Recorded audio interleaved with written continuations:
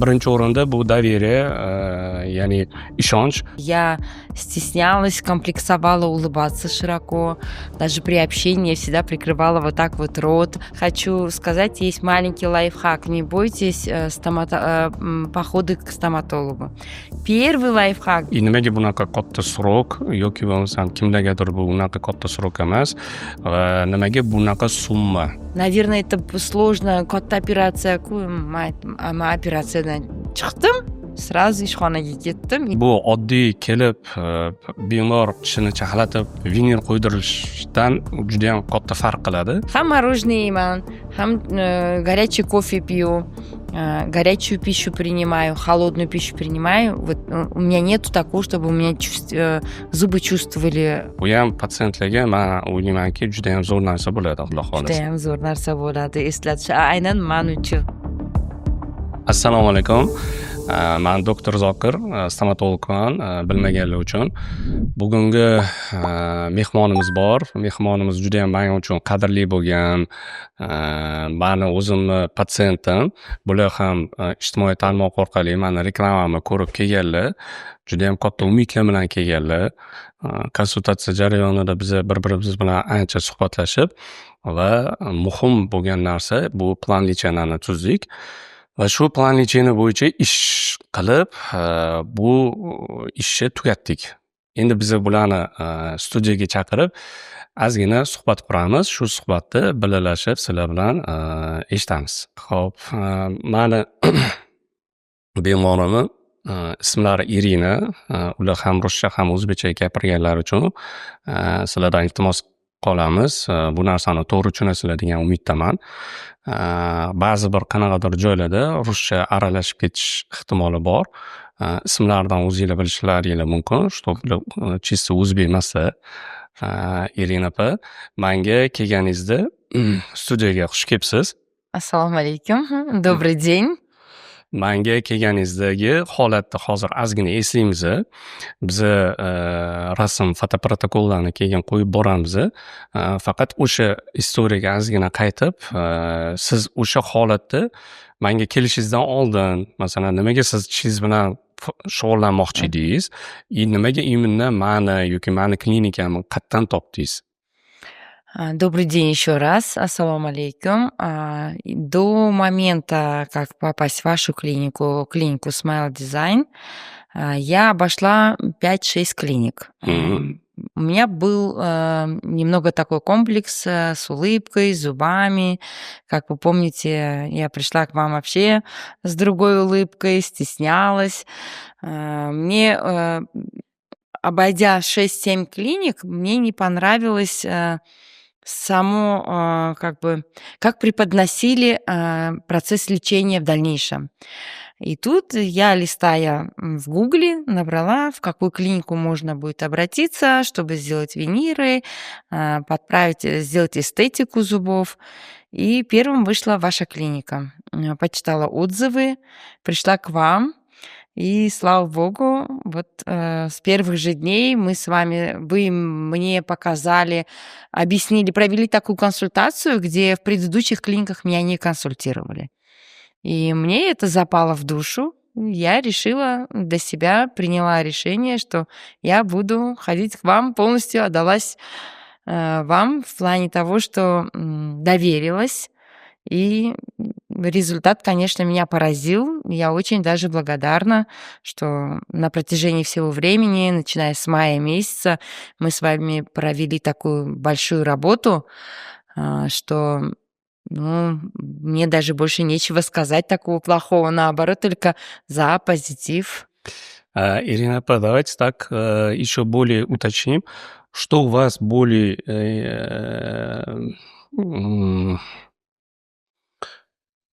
Какие у вас проблемы были, которые вы хотели решать, и что мы решали, и что именно вот касательно во время консультации, да, что нашли от меня? Так, у меня была проблема в том, что кривизна зубов. Это первое. Второе, у меня были проблемы в том, что у меня после родов тоже выпали зубы, и там были у меня временные мосты. А после консультации с вами вы мне предложили сделать виниры и поставить еще также импланты, что как бы это тоже для прикуса и ну, Какие у вас комплексы были, комплексовали? Почему? Какие у вас, что вы хотели вообще именно просто выровнять зубы или там восстанавливать жевательные зубы или только передние зубы? Так, у меня был комплекс в том, что была кривизна зубов, у меня передние 2 зуба, единичка, выпирали очень сильно, на что это я стеснялась, комплексовала улыбаться широко, даже при общении я всегда прикрывала вот так вот рот, с жевательными зубами у меня тоже были проблемы. И в первую очередь я хотела исправить прикус и сделать эстетику. Благодаря Закиру Атхамовичу мы это сделали. Я теперь широко улыбаюсь, спокойно разговариваю. И для женщин это немаловажно. Хочу сказать, есть маленький лайфхак. Не бойтесь походы к стоматологу. Первый лайфхак, девочки, вы похудеете. Я по своему опыту хочу сказать, что я похудела на 7 килограмм. С исправлением прикуса у меня потянулась кожа лица, соответственно, здесь все у меня потянулось, и я даже не прибегала к косметологам. Так что зубы — это не только красивая улыбка, это и ровные черты лица, это уверенность, ну и что еще можно сказать? Ваша визитка. Да, это визитка. Тем более это в моей деятельности сфере, так как я занимаюсь туризмом и визовыми вопросами, ко мне обращается очень много людей. Визитка — это зубы и улыбка. Благодаря вам, Закир Атхамович. Спасибо. И вам тоже за доверие. В первую очередь o'zbekchaga ham sag'al o'girib aytaman. Bizada endi muxlislarimiz ko'proq o'zbek bo'lgani uchun birinchi o'rinda bu доверие, ya'ni ishonch.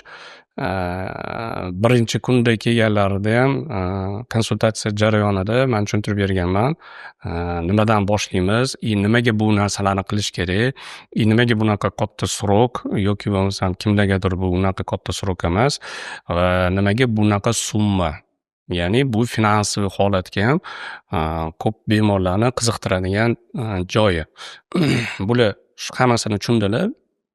Menga ham aytdilar-da, boshqa stomatologlarda man qanaqadir qoniqmadim.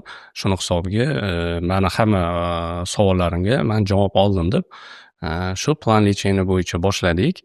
Несмотря то, что у нас были еще хирургические вмешательства, я с ней проводил курсы наращивания, были импланты несколько, были еще пересадки десны, то есть все процедуры, которые по хирургии и по ортопедии и по терапии, все было у нее. Комплексно все с вами сделали, да. Ну и за такой причем короткий срок. Да. За 5 месяцев мы Ну, там полностью еще всё прошло. были перелеты, у вас были, да, у меня да, были. да. Ну, несмотря на это, мы пришли к такому результату, что у нас уже все закончилось. Худа халаса, Ага. все хорошо. Теперь я ваш постоянный клиент.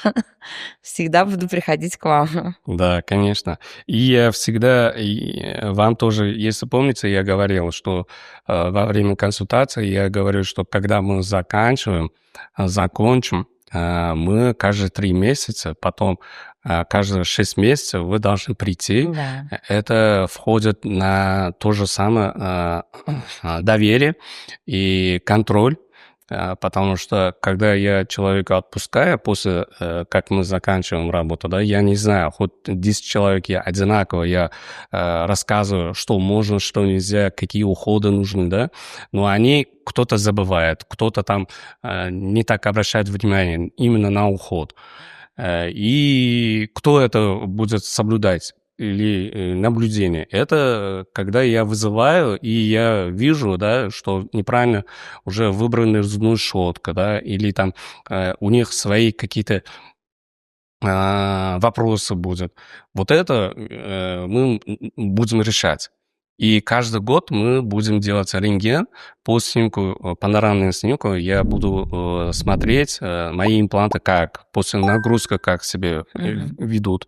И где-то, если детальные какие-то начинающие процессы, shuning uchun man patsientlarni вот разделяю, что послушные пациенты и непослушные, в кавычках скажем. Umiddaman, что man послушный Да, да, patsientlardan. o'shaning uchun, ну, biza ham shunga harakat qilyapmiz. Hozir yangi programma qildik, что каждый вот полгода bu programma o'zi chiqarib beradi shu patsientlarni, и biza call qilib, telefonlashib, ularni o'zimiz chaqiramiz, и biza bularni eslatma bo'ladi. Bu ham patsientlarga man o'ylaymanki, juda ham zo'r narsa bo'ladi, Xudo xohlasa. Judayam zo'r narsa bo'ladi eslatish. Aynan man uchun eslatish.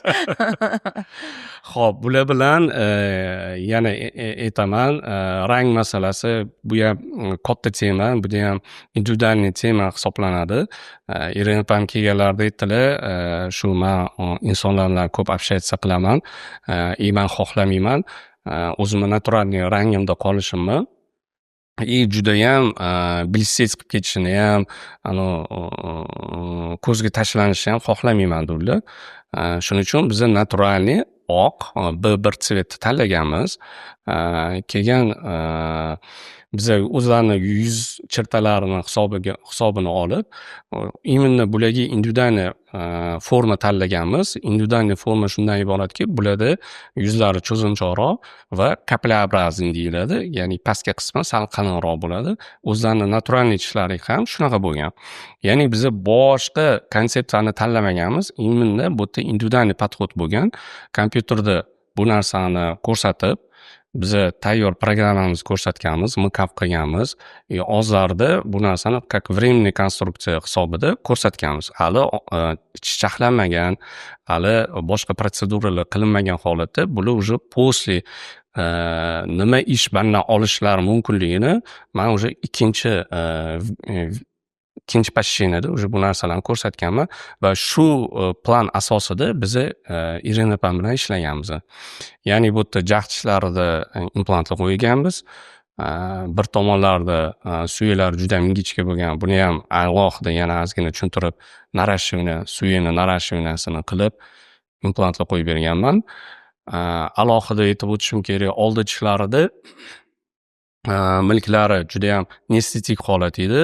Milklari bilan ham ishlab, sosochkalarni pastga tushirib, chunki oldi tishlar qancha oldiga operatsiya qilgan sari milk shuncha orqaga отставать qilib, и u nestetik holat va искусственный karmashka образоваться qilib qo'ygan holat edi. И u narsani biza xirurgiический yo'l bilan milk qo'shib, u yerda milk создавать qilganmiz. Ya'ni bu oddiy kelib bemor tishini chaqlatib vinil qo'ydirishdan juda ham katta farq qiladi. Oldi tishlarga, keyin tepa va pastki tishlarga biza vinilni qo'yib berganmiz. Mana hozir 2 oy vaqt o'tdi vinil qo'yilib bo'lgandan keyingi holat. O'zlari aytganlaridek, bu narsa chaynoq funksiyalariga ham juda ham katta ta'sir ko'rsatdi. Va ishlariga ham va o'sha kompleksovat qilolman degan holatlari mana hozir o'zinglar ko'rasizlar gapirganlarida bemalol kulyaptilar. И я еще хочу дать свою как бы такую оценку, что многие боятся ставить виниры, боятся сделать эстетику зубов, это что это будет больно, что это сильно такая чувствительность у многих. Ну, болевой порог у всех разный, но я хочу сказать, Закир Атхамович, вы меня тоже об этом предупреждали, но после того, как вы мне поставили виниры, на следующий день вы мне сказали, что, возможно, у тебя будет чувствительность к холодному, к сильно горячему, но это пройдет. Поверьте мне, у меня это прошло на 2-й день. Первый день, да, после того, как уколы, прошел вот это действие укола, чуть-чуть были боли, пенталгин выпила по вашей рекомендации, все нормально. На следующий день у меня никаких вот эти, как сезули, да, Сезучали. сезучали, болмаган. Наоборот, хам мороженое yeyman, хам горячий кофе пью, горячую пищу принимаю, холодную пищу принимаю. Вот у меня нету такого, чтобы у меня зубы чувствовали вот эту вот разницу, что Правильно вот вы это самое. отметили то, что у меня тоже очень много пациентов, которые на консультацию приходят или через директ пишут, да, Да. после того, как мы винир поставим, и будет ли какие-то ограничения во время питания, жевания, или это как бы на краткосрочную, краткосрочную, или они говорят, что я уже через какое-то время уже не буду какие-то температурно-раздражительные вещества не смогу пить или есть. O'sha narsalar вопрос judayam katta ko'tariladi. Даже kelgan patsientlar kelganda aytadi, voy o'zimni tishimni chaqlaysanmi? Хотя там уже o'zini tishidan masalan plombalar bor yoki bo'lmasa сильно искривленные, man bemorlarga aytaman, вот вам тоже вот этот вопрос хотел задать. Вот после того, как мы поставили, siz achinmaysizmi? Yo'q, achinmayman. O'sha tishingizni holati, mana Yo'q. strukturani biz charxladik-ku qanaqadir Да. me'yorda, to'g'rimi? Даже charxlaganda вот nechtadir gaplar eshitgan edim, что voy tishing charxlaydi, tishsiz qolasan, tishingdan chigina qoladi. Нет, это не так. Charxlagan bo'lsangiz ham 1 millimetrcha, наверное. А так o'zimni tishlarim qolgan. Только на них наложили виниры, и umuman afsuslanganim yo'q. Наоборот, man только за. Shuni man aytmoqchiman, Irina opa, boshida kelgan bemorlarda har doim strah bo'ladi. Man ularni tushunaman. O'zimni tishim, o'zimni naturalniy holatim deydi, lekin o'tdagi naturalniy holatda chem saqlab qolib, mana bu искусственный karmashkalar образоваться qilgan, nestetik holatlar, keyin ko'p holatlarda kontaktlarda karieslar bo'ladi. Demak, aytaman, bu holatda yursang, masalan, naоборот, sani tishing yuvishing, yana ham o'sha detallarni yuvolmaysan, yana ham estetika хуже bo'lib boradi, и oxir oqibat bu уже осложненный protsessga o'tadi, ya'ni bu parodontoz, parodontitga o'tadi. И mana o'sha 50 dan oshgan, 60 dan oshgan bemorlarimizda man o'zim o'sha tishlarni olib tashlayman. Ya'ni уже qimirlash darajasi bor, ya'ni уже milk уже javob bermaydi, ovqatlar yeyisholmaydi qattiq ovqatlarda. Shuning uchun aytaman, sani hozir tishingni tegmasa, mana bu holatga ketasan, lekin tishingni hozir qanaqadir o'sha 0,3 yoki 0,5 mikronga chaqlatib vinir qo'ydirsang, biz vinir bilan faqat estetikani tiklamaymiz. Sizni holatingiz ham shunaqa bo'ldi. U yerda o'sha bokovой частьlarda ovqatlarning kirib qolishi, и boyagi milkni tepaga qarab surilishi, qochishlarini biz qanaqadir miqdorda to'xtatamiz. И bu narsa bizni ketayotgan jarayonni, protsessni to'xtatganimiz hisobiga sizda уже нормальный prikus и нормальный milk holati и нормальный estetika bo'ladi. Buning uchun baribir nimadandir жертвовать qilish kerak. Ya'ni o'sha qanaqadir darajada yaxshiyamki hozirgi zamonda shunaqa nano aptochka, ya'ni bunisi ham boshqacha qilib aytganda mikro juda ham частично charxlagan holatda qolgan muammolarni hal qilinyapti-da. И har doim men patsientlarimdan so'raydigan, sizga ham hozir o'sha bergan savolim, keyin achinmaysiz deyman-da. Men hozirgi holatdan men butkul boshqa holatga olib chiqaman, lekin siz oldingi holatni eslab ham o'tirmaysiz. Menda bor shunaqa bemorlarim 3 yil, 5 yilda keyin aytaman, opa, esingizda bormi, mana bu holatingiz, rasmini ko'rsam, uх ты, ужас deydi. Man уже ужас deb aytaman rasmlarimni qarab. Вот недавно даже bizani перепискamizni ochdim. Eski birinchi kelganimda rasmga olgansiz. И o'sha man 5 oy o'tdi. 5 oydan keyin я смотрю и думаю: "Voy, man mastman-ku, mani tishlarim emas. Man уже bu tishlarga o'rganganman. O'zimni tishlarim-da. Ну и что vinirы, ничего страшного. Очень даже, да, хорошо". И menga nimasi yoqdi? Gap даже vinirda emas, implant qo'yganingizda. Siz ham o'zingiz shokda bo'lgansiz. Zakir Adhamovich menga 2 implant qo'yganlar. И u kuni operatsiya bo'lgan kunlarida menga aytganlar: "Irina, давайте идите домой, отдыхайте". Yo'q, men домой bormadim. Men ishga bordim. Ertasi kuni keldim, Zakir Adhamovich so'radilar: "Qanaqasiz, ahvolingiz qanaqa, yaxshimi?" Men aytdim: "Zo'r", dedim. "Kecha sizni klinikangizdan chiqib, сразу ishxonaga o'tdim". Да, и это безболезненно. Укол проходит, ничего страшного, как будто hech narsa bo'lmagandek. Hamma aytadi: "Voy, sen vinir qo'ydirgansan, implant qo'ygansan. Наверное, это сложно, katta operatsiya-ku". Men aytdim: "Men operatsiyadan chiqdim, сразу ishxonaga ketdim и нормально работала". Поэтому здесь ничего бояться. Уважаемые пациенты, клиенты, рекомендую, не бойтесь, ставьте импланты, если это вам необходимо. Это безболезненно. Сейчас действительно такие технологии, что вы даже ничего не почувствуете. Это реально, это так. Я по себе просто, по своему опыту это говорю. Вот. Boshidan o'tkazgan tabib deydi-ku. Да. Mana biza xudo xolasa podkast uyushtirdik bemorimiz bilan. Bu hammasi sizlar uchun, qo'rqadigan bemorlar uchun, har xil negativniy implant to'g'risida, vinir to'g'risida eshitib yurgan bemorlarimiz uchun mana живой biza auditoriya qildik. Bular hammasi sizlarning qo'rquvinglarni yengish uchun. Qo'rqmanglar. Bemorimizdan o'zlariga katta rahmat. Avvalambor bu konsultatsiya jarayonida biza vrach va bemor bir-birini tushunish va sizlarga aytib qoladigan narsam shundan iboratki, qilinish kerak bo'lgan narsa bu hammasi birinchi ishonchdan kelib chiqadi va bu qilinayotgan ishlar vinir bo'ladi, implant bo'ladi.